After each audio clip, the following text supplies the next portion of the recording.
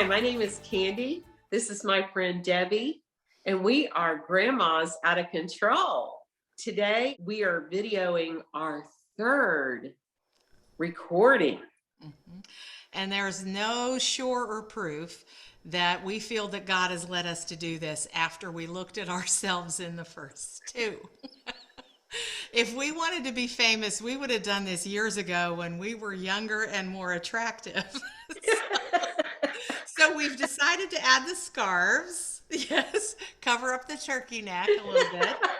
And yeah, maybe put it up over, look like we're holding up a convenience store. But maybe we'll try one of those filters like Liz Taylor had in that white diamonds one that you couldn't see through. It looked like she was standing in 30,000 feet of cloud bank.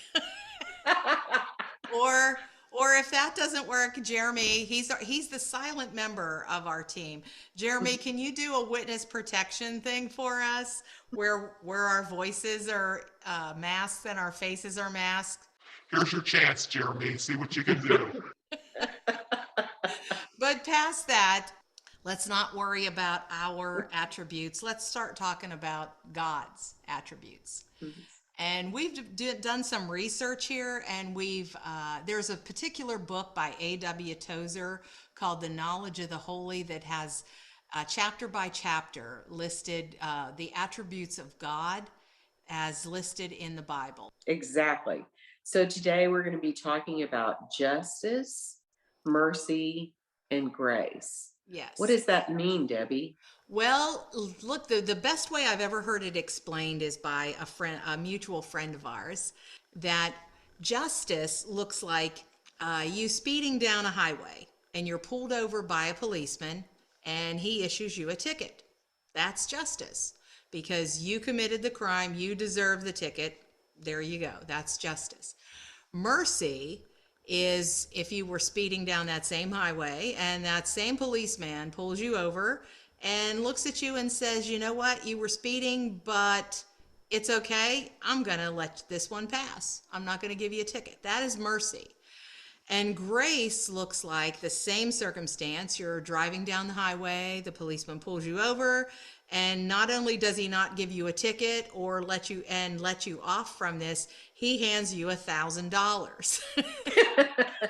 Now that's the difference between justice, mercy, and grace. Because justice is what you deserve, mercy is not getting what you deserve, kind of, and it has similarities to forgiveness.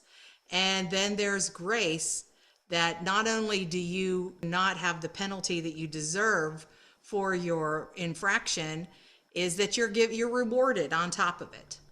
So how can we apply this in real life circumstance? Candy, can you think of any way? Oh, yes. I had a neighbor. She had decided that she was going to feed all the wild animals in the neighborhood. And so we would have raccoons, armadillos, possums, squirrels, uh, ducks, everything coming around her house to eat the cat food in her driveway, which butted up right next to my driveway. And it was really difficult there for a while. I got very angry and wanted to just go sweep up all the food. What I decided was that the best way to handle this was basically to ask her politely. The next couple of days, she never picked up the food. And I thought, well, I'm going to ask her to come over and have a cup of tea with me. And so that's what we did. And we became pretty good friends after that. And she picked up the food. Oh, there you go. Well, grace is the higher of it all. I mean, of the Exactly. justice, mercy, and the grace. Grace is the higher thing. And that's what we're offered through God gave us grace because he took justice upon his son by his and Jesus' mercy and gave us grace to be joint heirs with Christ on top of it. So he gave us this and the justice was his. And I think that the knee-jerk reaction when somebody annoys you or somebody does something that you don't like or attacks you in some way is to go for justice. It's what we want to do. Exactly. You want to teach them a lesson. You want to show them, well, that's what they deserve. It is what they deserve. But being able to walk away from that and offer mercy, my mantra is forego justice, offer mercy, and march toward grace. See if you can extend that extra hand out. Because I think grace has a lot of characteristics of love. So we are to be emulators. We are to imitate God, imitators of God. These are his attributes, are mercy and grace, and justice is his. We don't have to worry about it. And what spurred me on after, the whole incident with the neighbor is I began to realize that to show maybe a little more mercy and a little more love towards other people is actually the best example that we can be showing people that we are Christians and how to act as Christians. Oh, you're Don't you right. think? Oh, you're absolutely right. Because grace requires something of us. It requires us to die to ourselves. It requires that we don't get to put the flag in the circumstance and say, aha, see, this is where you're wrong, and I'm going to teach you. And, and we all kind of want that, and think of Revenge. other circumstances. Yes, other circumstances in your life, like in your working life. If you have that annoying coworker that steps all over you, you want to step right on them back in front of everybody.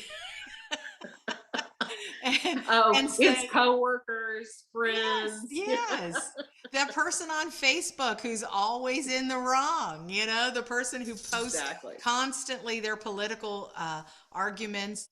So instead, we need to be looking towards King Jesus and finding exactly how we should be handling certain circumstances and thinking more about what we say, how we say it, and what we do, and how those actions hopefully can lead to change in relationships with other people. Yes. And with Christ. Yeah.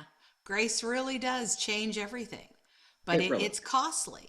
It's hard enough to forgive when you have this obvious perpetrator who is constantly stepping on you. You forgiving and showing them mercy and forgiving is hard enough, but going the extra mile and doing the grace and marching toward, if you can't quite get there, get as close as you can, go toward it, run toward it, and to put justice in the rearview mirror. We are to be the hands and feet of Jesus in this world.